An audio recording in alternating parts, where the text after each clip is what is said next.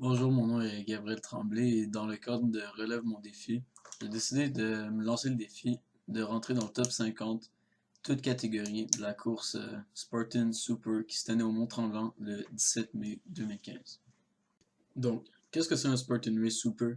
En fait, c'est une course qui fait 13 km minimum, donc entre 13 et 18 km, puis qui comporte un minimum de 25 obstacles. Après m'être lancé le défi d'arriver dans le top 50, j'ai décidé d'aller voir les résultats de l'année précédente. Plus précisément, celle qui m'intéressait le plus, c'est-à-dire le résultat du meilleur participant de mon âge. Dans les saisons et moins, la meilleure position à avoir couru est un jeune de 16 ans qui est parvenu à arriver 200e sans inclure la vague élite. Donc, c'est vraiment à ce moment-là que j'ai réalisé que mon objectif du top 50 serait extrêmement difficile à réaliser. Dans le but de relever mon défi, euh, il fallait vraiment que je commence à quelque part. Donc, j'ai commencé par acheter ce livre-ci, Courir mieux, qui m'a fourni une foule d'informations sur une meilleure technique de course, étant donné que je voulais pas me blesser durant le temps que j'allais m'entraîner, ainsi qu'un excellent programme d'entraînement que j'ai décidé d'utiliser.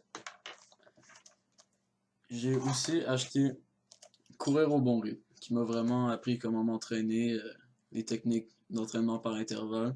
Donc, j'ai énormément suivi les conseils de ce livre afin de poursuivre mon entraînement. Finalement, j'ai acheté un guide de nutrition pour coureurs afin de vraiment pouvoir évidemment m'entraîner pour la nutrition, mais être à mon maximum lors du jour de la course. Dans le cadre de mon entraînement, j'ai décidé de me concentrer sur deux points particuliers, c'est-à-dire le cardio que j'allais avoir besoin pour compléter la course en montagne, et deuxièmement, les habiletés que j'allais avoir besoin pour terminer les obstacles qui autrement résultent en une pénalité de 30 burpees et qui ralentissent énormément votre résultat et votre temps final. Dans la vidéo suivante, vous verrez sous l'œil de ma caméra le résumé de mes entraînements.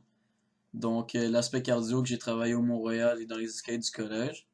Puis l'aspect plus technique que j'ai décidé de transporter dans le parc à côté de chez moi où j'ai pu lancer du javelot.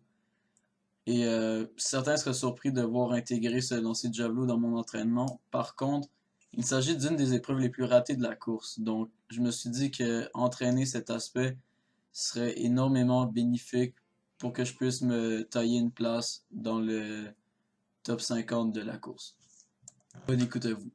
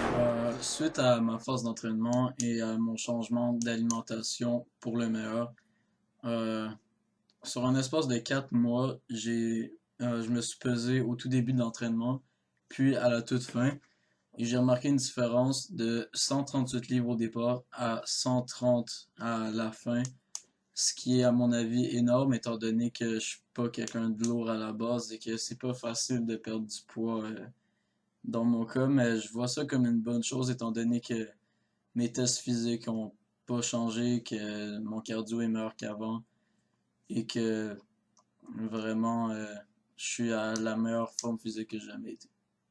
Suite à cette fameuse phase d'entraînement, j'ai décidé d'amorcer une phase, disons, pré-course, c'est-à-dire que mon alimentation a changé pour une alimentation plus riche en glucides, un apport calculé pour accomplir la méthode riche, c'est-à-dire surcharge en glycogène qui m'était suggérée dans les livres dont je vous parlais au départ. Euh, Mon volume d'entraînement a également changé pour être prêt à la course et m'assurer de ne pas être en surentraînement arrivé à la ligne de départ.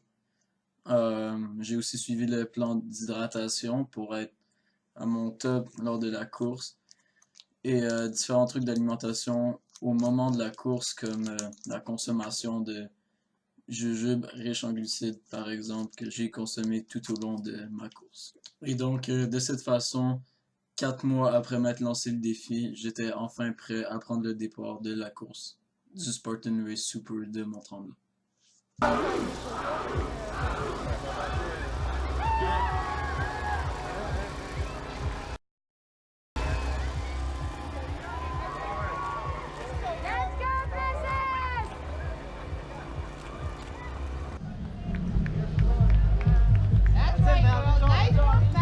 Je suis pas de vomir. Hein?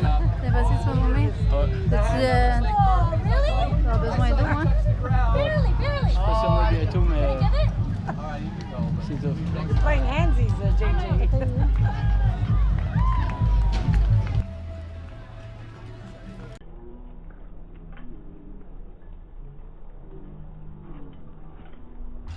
C'est beau, Gab!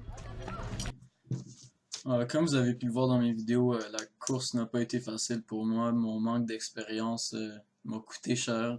Je suis parti bien que trop vite au départ et j'ai pas réussi à finir sur la même lancée. Par contre, je retiens des très bonnes expériences de cette course. Je n'ai pas manqué aucun obstacle, donc 0 burpees pour moi, ça c'était parfait. Mes efforts au lancer de javelot ont définitivement payé. Et j'ai tout de même terminé premier de ma vague, donc je vois ça comme une expérience réussie pour moi.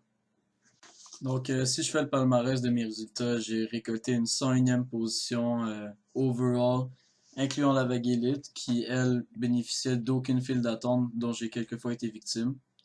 Puis pour comparer avec la 200e position de l'an passé dont je vous parlais au début du vidéo, j'ai récolté une 18e position si on enlève toutes les élites. Donc c'est vraiment une grande victoire pour moi.